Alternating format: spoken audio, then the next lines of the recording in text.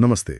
आज हामी Bollywood superstar Salman खानले सामना गरिरहनुभएका केही गम्भीर स्वास्थ्य चुनौतीहरूको बारेमा अलिक गहिरेर कुरा गर्दैछौँ। हो, उहाँले हालसालै खुलासा गर्नुभएको छ नि ट्राइजेमिनल न्युराल्जिया अनि एन्युरिजम जस्ता समस्याहरू। एन्युरिजम अनि एभी माल्फर्मेसन पनि यो जानकारी चाहिँ हामीले सलमान खानको रोग र सङ्घर्ष भन्ने एउटा लेखबाट लिएका हौँ। हजुर। अनि आज हाम्रो उद्देश्य भनेको चाहिँ यी अवस्थाहरू कस्ता हुन्, उहाँको अनुभव कस्तो रह्यो र यो कुरा बाहिर आउनुको महत्त्व के छ भनेर बुझ्नु हो। ठिक हो। ल त्यसो भए अलि विस्तारमा हेरौँ है त। सुरुमा त स्रोतले के भन्छ भने सलमान खानले यी स्वास्थ्य समस्याहरूबारे एकदम खुलेरै कुरा गर्नुभएको छ। उहाँको एउटा भनाइ छ नि, ट्राइजेमिनल न्युराल्जियासँगै काम गरिरहेका छौँ, दिमागमा एन्युरिजम छ तर अझै पनि काम गरिरहेका छौँ। अनि हिँड्न सक्दिन तर नाचिरहेछु।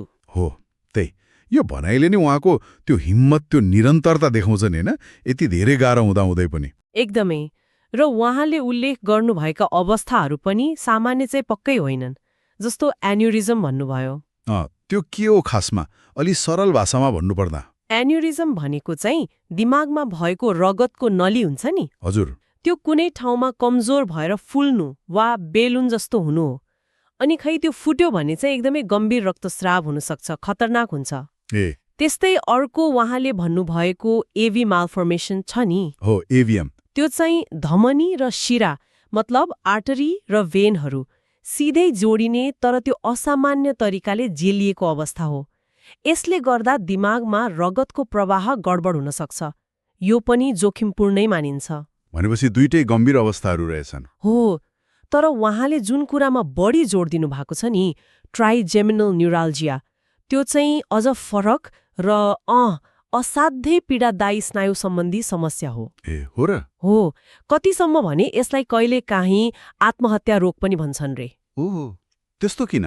किनभने यसले अनुहारको एक भागमा अचानक एकदमै चर्को सहन नसकिने दुखाइ दिन्छ, बिजुलीको झट्का लागे जस्तो। कस्तो बेला हुन्छ त्यस्तो? सामान्य काम गर्दा पनि, जस्तै बोल्दा, केही चपाउँदा, दाँत माझ्दा या कहिलेकाहीँ त अनुहारमा हावा लाग्दा पनि त्यो दुखाइ सुरु हुन सक्छ। बापरे। पीडा त केही सेकेन्ड्सदेखि मिनेटसम्म मात्र रहला, तर त्यो दुखाइको तीव्रता यति भयानक हुन्छ कि खै मान्छेको दैनिकी नै अस्तव्यस्त बनाइदिन्छ। कल्पना गर्न पनि गाह्रो छ। एकातिर एन्युरिजम र इभिएम जस्तो जोखिम, अर्कोतिर यो ट्राइजेमिनल न्युराल्जियाको दैनिक असह्य पीडा, तीनवटा कुरा। हो, निकै जटिल अवस्था। अनि उहाँको यो बहुआयामिक स्वास्थ्य सङ्घर्ष एकातिर छ, तर हामीले उहाँलाई पर्दामा देख्दा त सधैँ कस्तो बलियो, ऊर्जावान, दबङ हिरोको रूपमा देख्छौँ नि। हो नि। त्यो बाहिरी छवि र उहाँको यो व्यक्तिगत यथार्थ बीच कति ठूलो अन्तर रहेछ, अचम्म लाग्दो कुरा वास्तवमा। अनि स्रोतले यो ट्राइजेमिनल न्युराल्जियाको सम्भावित कारणहरू पनि बताएको छ, जस्तै त्यो ट्राइजेमिनल नर्भमा रगतको नलीले थिचेर हुन सक्छ, अथवा उमेर बढ्दै जाँदा कुनै चोटपटकले या मल्टिपल स्क्लेरोसिस जस्ता अरू रोगहरू पनि कारण हुन सक्छन् रे। तर शारीरिक पीडा त छँदैछ। त्यो भन्दा पनि महत्त्वपूर्ण कुरा के हो भने यस्तो लामो समयसम्मको चर्को दुखाइले मान्छेको मानसिक स्वास्थ्यमा पार्ने असर। त्यो आत्महत्या रोग भन्ने नामले नै झस्कायो। हो नि, यसले डिप्रेसन, एकदमै गहिरो चिन्ता, निराशा ल्याउन सक्छ, जीवनदेखि नै दिक्क लाग्ने अवस्था पनि आउन सक्छ रे। यो त शारीरिक र मानसिक पीडाको दोहोरो मार भयो नि। यस्तो अवस्थामा सलमान खान जस्तो यति धेरै मान्छेले चिन्ने व्यक्तिले यो कुरा खोल्नु, यो आफैमा ठूलो कुरा हो जस्तो लाग्छ मलाई। एकदमै। यसले पक्कै पनि धेरैलाई सोच्न बाध्य बनायो होला। अब हेर्नुस् न, उहाँले यो कुरा खोल्नुको महत्त्व खालि उहाँको व्यक्तिगत सङ्घर्ष सार्वजनिक भयो भन्ने मात्र होइन।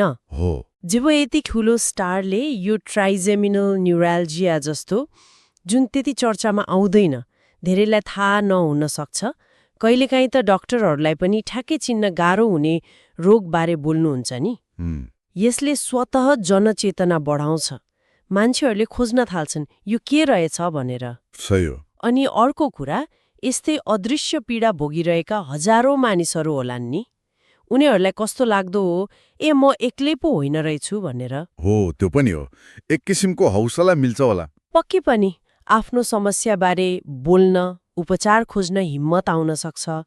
अझ बृहत रूपमा हेर्ने हो भने यसले स्वास्थ्य समस्याहरू, खास गरी यस्तो दीर्घकालीन पीडासँग जोडिएको मानसिक स्वास्थ्यको कुरामा जुन एउटा सामाजिक हिचकिचाहट हुन्छ नि, हुन्छ। त्यसलाई अलिकति भए पनि कम गर्न मद्दत गर्छ जस्तो लाग्छ। त्यसो भए आजको छलफलमा हामीले मोटामोटी के हेर्यौं भने सलमान खानले सामना गरिरहनुभएका यी जटिल स्वास्थ्य अवस्थाहरू, एन्युरिज्म, एभी मालफर्मेसन र खास गरी ट्राइजेमिनल न्युराल्जिया। अनि हामीले यो ट्राइजेमिनल न्युराल्जिया कति पीडादायी हुन सक्छ, उहाँको सार्वजनिक छवि र व्यक्तिगत सङ्घर्ष बीचको त्यो फरक, अनि उहाँले यो कुरा खोल्दा त्यसले जनचेतना र अरू पीडितहरूलाई कसरी सकारात्मक प्रभाव पार्न सक्छ भन्ने बारे कुरा गर्यौं। हो, एकदम। अब जाँदा जाँदै एउटा प्रश्न चाहिँ सोच्नको लागि छोडेर जाउँ न है। हुन्छ। सार्वजनिक व्यक्तित्वहरूले पनि यस्ता नदेखिने स्वास्थ्य सङ्घर्षहरू झेलिराखेका हुन्छन्, अनि उनीहरूले त्यो कुरा खुलेर भन्न जुन साहस देखाउँछन् नि, त्यसले समग्र समाजमा स्वास्थ्य र रोगलाई हेर्ने दृष्टिकोणलाई कसरी बदल्न सक्छ होला? गहिरो प्रश्न छ। के यसले हामी सबैलाई आफ्नो होस् वा अरूको स्वास्थ्य अनुभवहरूप्रति अलि बढी संवेदनशील, अलि बढी सहयोगी बन्न प्रेरित गर्छ कि यसले व्यक्तिगत कुराहरू साझा गर्नुको महत्त्व कति छ भनेर पनि देखाउँछ कि?